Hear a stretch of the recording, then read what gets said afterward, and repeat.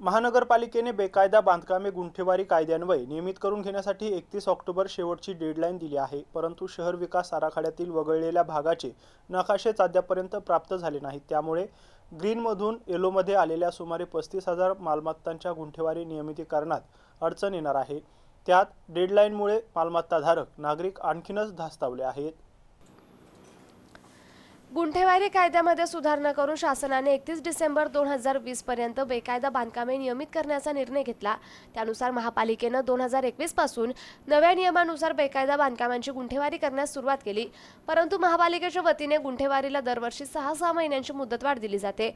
या मुदतवाढीमुळे बेकायदा बांधकाम धारक देखील नियमितीकरणाकडे पाठ फिरवत आहे।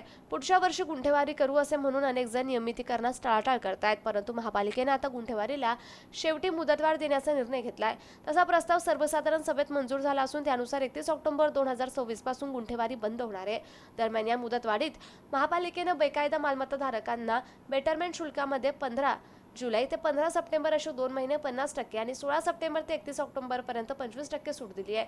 त्यामुळे गुंठेवारीसाठी मोठ्या संख्येने संशिका दाखल होण्याची शक्यता प्रशासनाकडून व्यक्त करण्यात येते। सभेतील निर्णयानंतर महापालिकेच्या गुंठेवारी विभागात प्रस्ताव दाखल करण्यासाठी नागरिकांनी गर्दी देखील केली आहे।